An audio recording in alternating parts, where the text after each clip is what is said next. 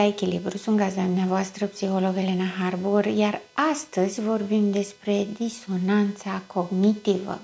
Știu, este un termen de specialitate care sună complicat și oarecum chiar este complicat. Pe de altă parte, este ceva ce facem cu toții mai tot timpul. Desigur, în anumite situații este mai accentuat și în alte situații chiar ajută. Este un mecanism psihologic prin care două idei contradictorii supraviețuiesc în același timp, astfel încât să creeze o tensiune psihică. Ca să fiu mai exact, am să vă dau un exemplu. Vorbim despre situația în care ne simțim iubiți de cineva și totuși simțim că ceva este în neregulă. Și atunci avem ideea prin care persoana respectivă ne iubește și ideea prin care persoana respectivă nu ne iubește. Iar aceste două idei ne provoacă un stres, pentru că nu știm ce să credem, nu știm ce să înțelegem. Am dat acest exemplu vis-a-vis de iubire, pentru că este cumva cel mai întâlnit care se întâmplă. Este vorba despre situațiile în care suntem într-o relație toxică, indiferent dacă ea este relație de cuplu sau relație de familie. În relațiile de familie avem în vedere acei părinți care au un comportament față de copil oarecum abuziv, abuzator. Vorbesc despre acest comportament abuziv în ideea în care un abuz asupra copilului nu este doar să-l lovim sau să-l pedepsim sau să-l închidem în camera lui departe de noi. Acesta este un abuz care presupune îndepărtarea copilului față de părinte, practic produce trauma de respingere, de umilire. Abuzul asupra copilului vine și prin neglijența emoțională, ignorare și evitare. Uneori se face cu voie, ca metodă de pedeapsă, alteori se face pur și simplu din stres, preocupare și grijă pentru alte lucruri și ignorarea nevoilor emoționale a copilului. Voi face un podcast și despre acest subiect, însă astăzi aș vrea să ne axăm pe această disonanță cognitivă care se trezește în copil în această situație.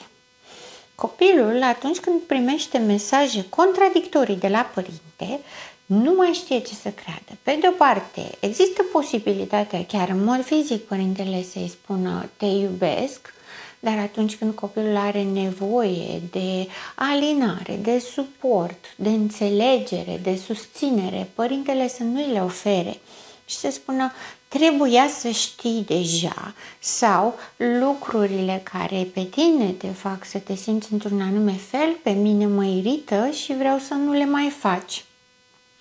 Sau pur și simplu este pedepsit pentru că le are. Nu ai dreptul să fii supărat.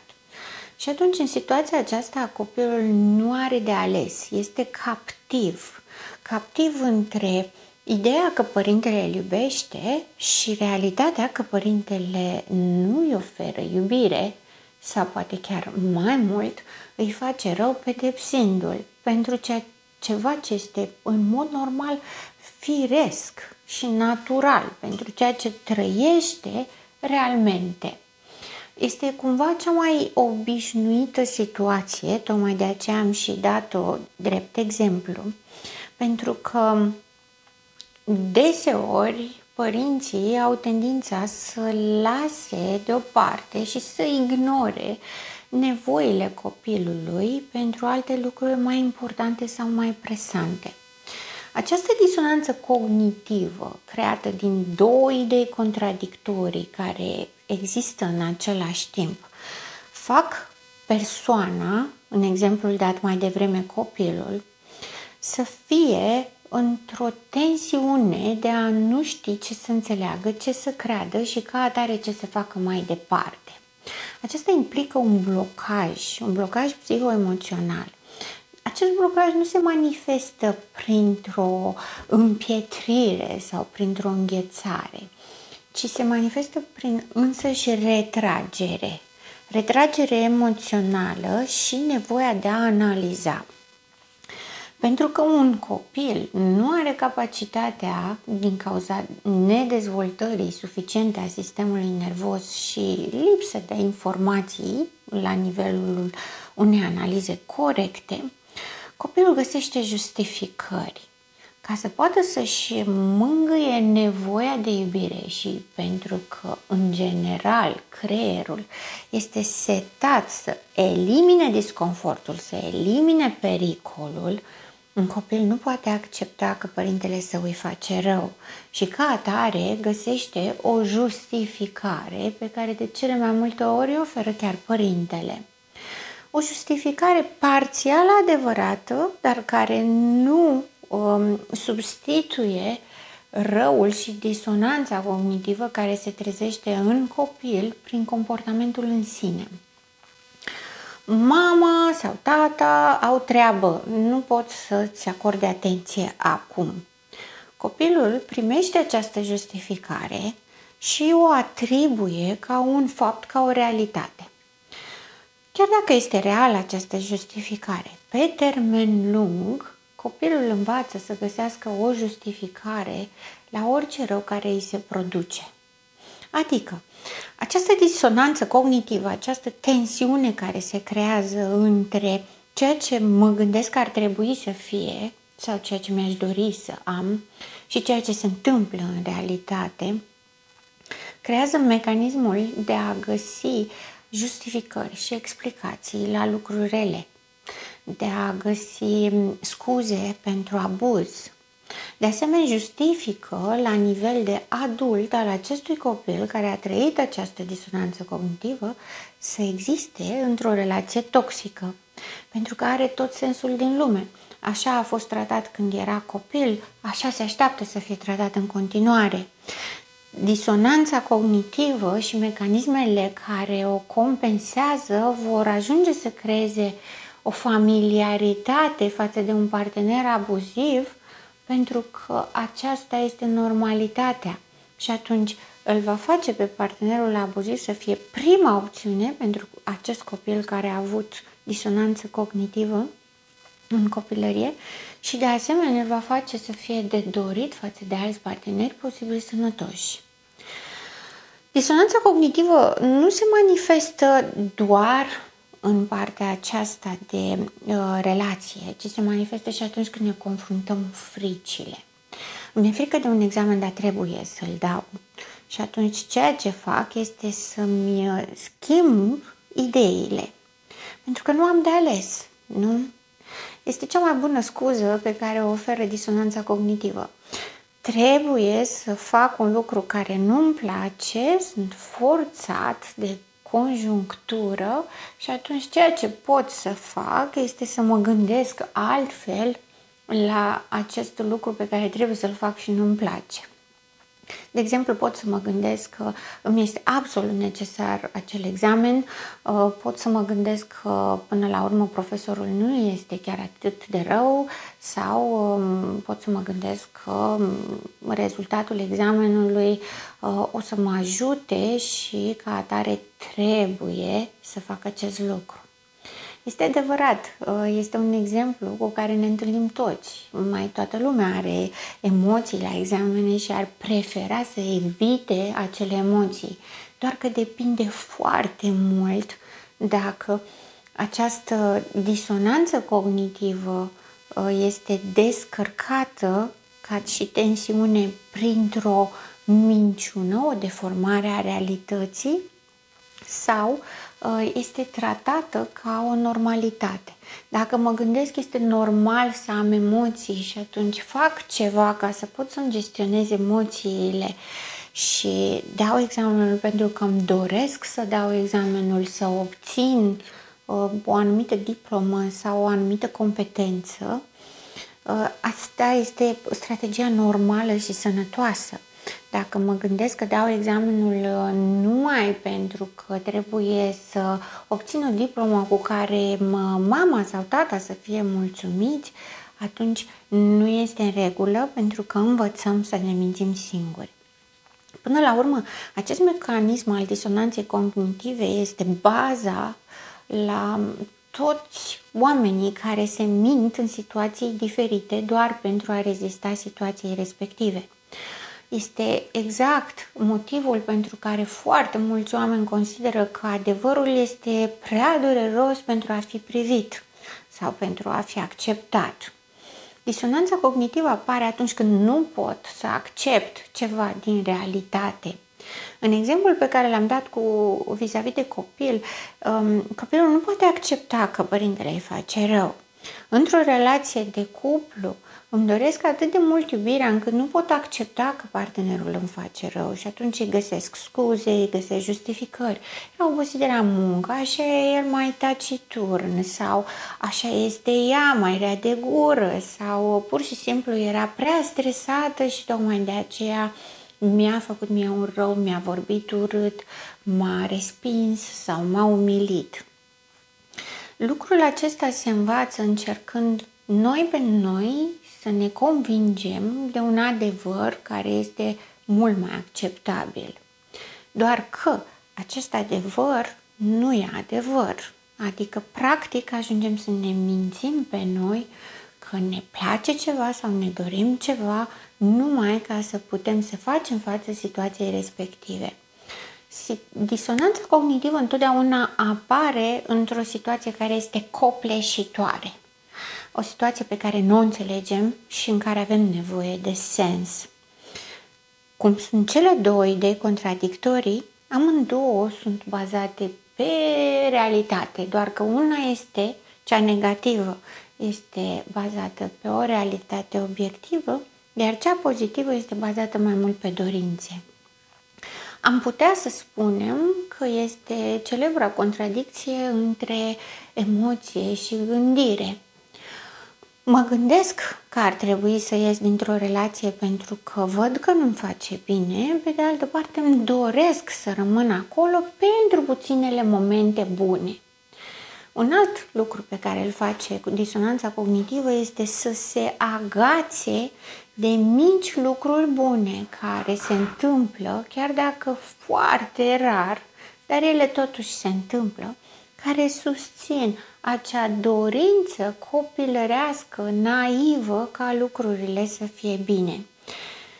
Avem tendința de a ne minți singuri, pentru că, în primul rând, trebuie să scăpăm de această tensiune pe care o creează cele două idei contradictorii. Apoi pentru că avem nevoie de un sens, de o explicație la ceea ce se întâmplă. Și poate chiar mai mult decât atât, avem nevoie să ne simțim în siguranță și în confort. Ori, atunci când cineva ne face rău, nu ne simțim în siguranță, nu ne simțim în confort și tendința este să îndepărtăm.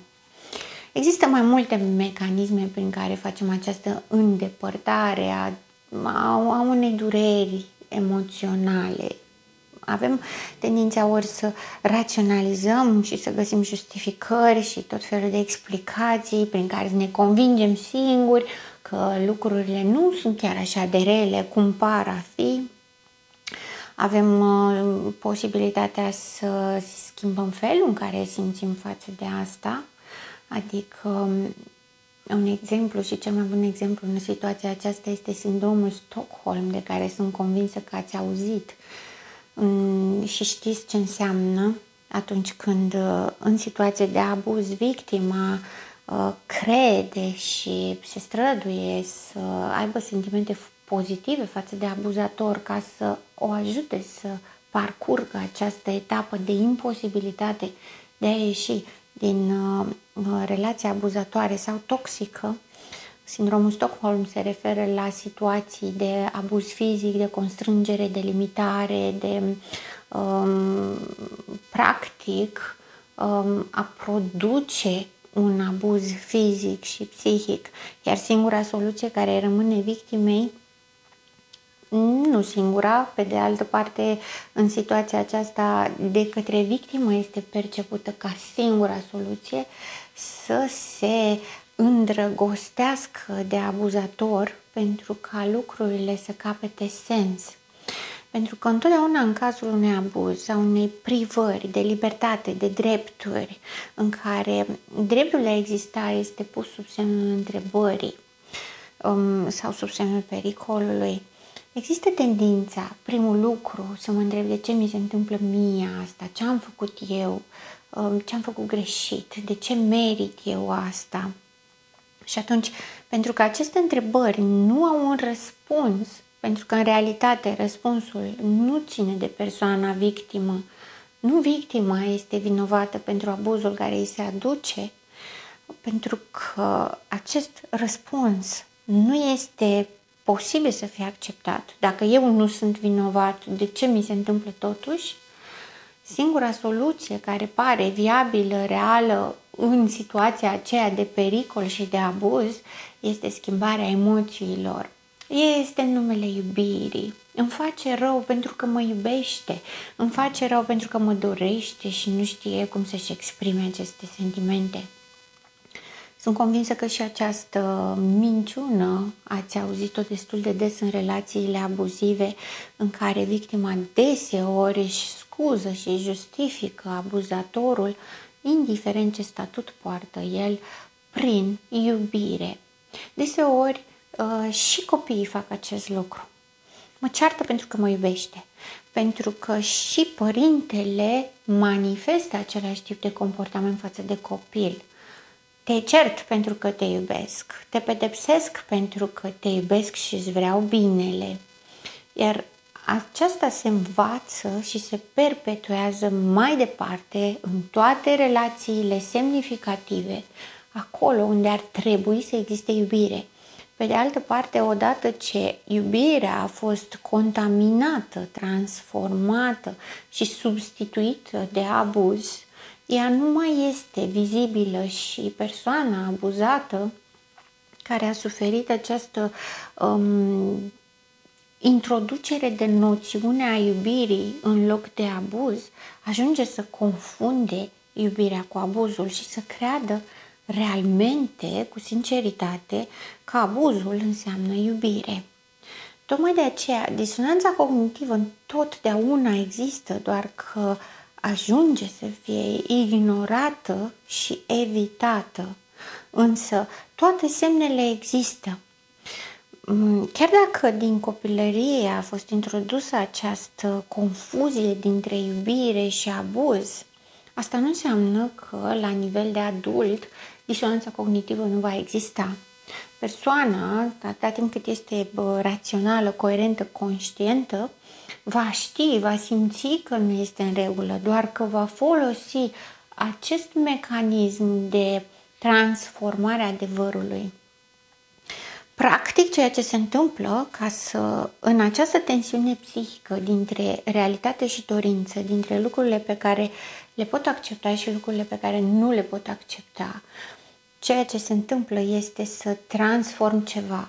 Ori îmi schimb ideile și găsesc justificări, explicații, sens la ceea ce se întâmplă ca să pot accepta situația, ori îmi schimb emoțiile, cum spuneam mai devreme, și încep să am sentimente pozitive, tot bazate pe o cogniție vis-a-vis de o justificare, un sens, ori pot să evit sau să ignor complet.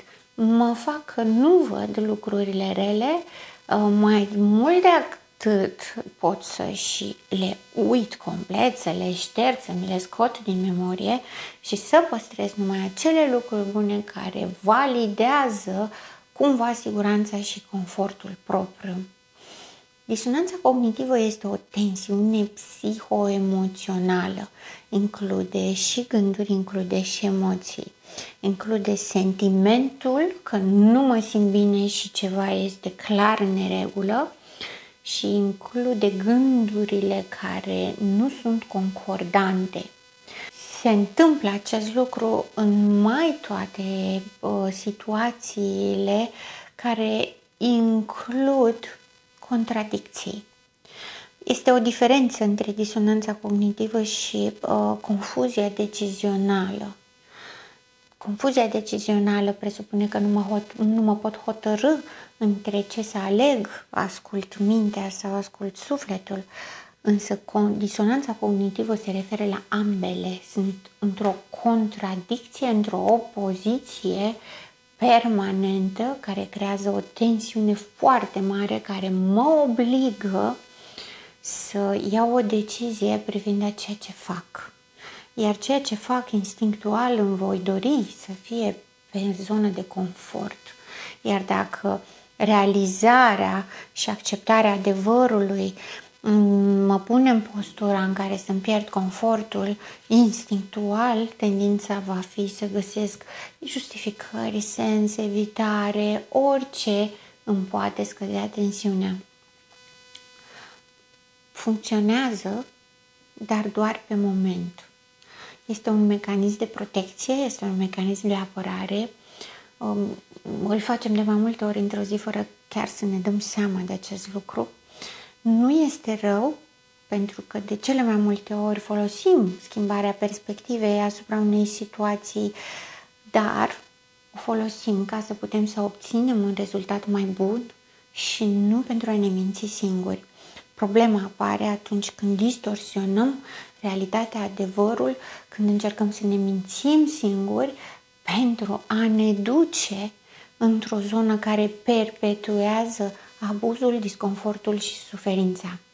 Dacă suntem suficient de curajoși, aș putea spune, încât să provocăm adevărul, să-l cunoaștem, vom vedea că avem posibilitatea să găsim soluții care să ne ofere confort și siguranță în realitate mult mai multe decât a ne minți singuri.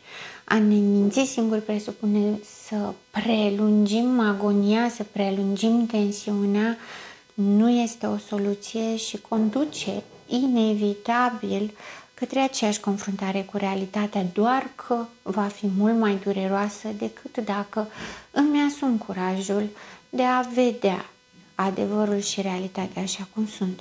Există și vorba aceea, adevărul te va elibera, care nu este întâmplător spusă și este valabilă în toate situațiile. Pentru că doar în realitate putem găsi soluții și doar în adevăr putem ști cu certitudine ce ne face fericiți și în siguranță. Sunt gazda dumneavoastră, psiholog Elena Harbour, și până data viitoare, rămâneți în echilibru.